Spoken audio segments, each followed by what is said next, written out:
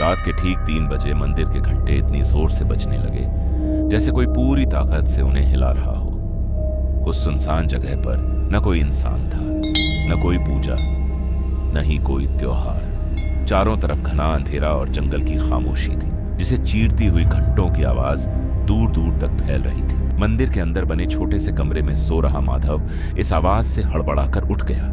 उसकी सांसें तेज थीं और दिल इतनी जोर से धड़क रहा था कि उसे लगा अब आवाज बाहर तक सुनाई दे जाएगी। माधव पिछले 7 सालों से उस पुराने मंदिर की देखरेख कर रहा था। यह मंदिर शहर से काफी दूर जंगल के किनारे बना हुआ था।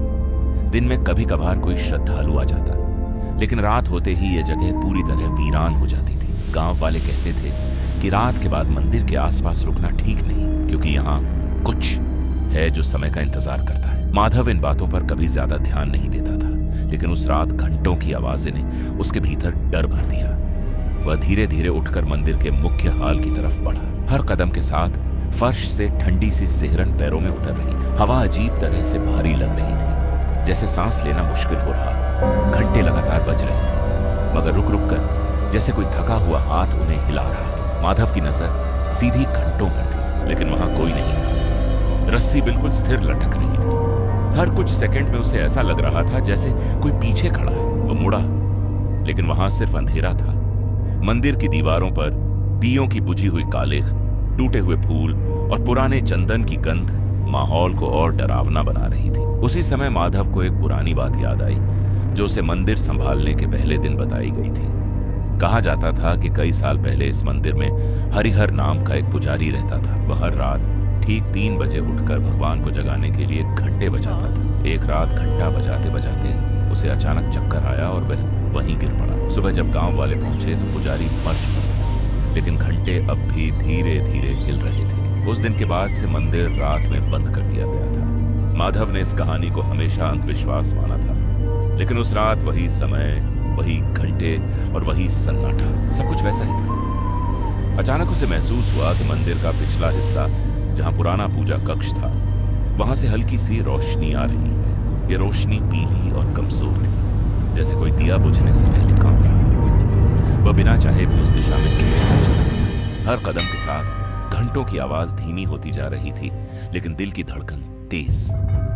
जैसे ही वह पुराने पूजा कक्ष के पास पहुंचा, घंटों की आवाज एकदम बंद हो गई। उस खामोशी में उसकी सांसों की आवाज गूंज रही थी।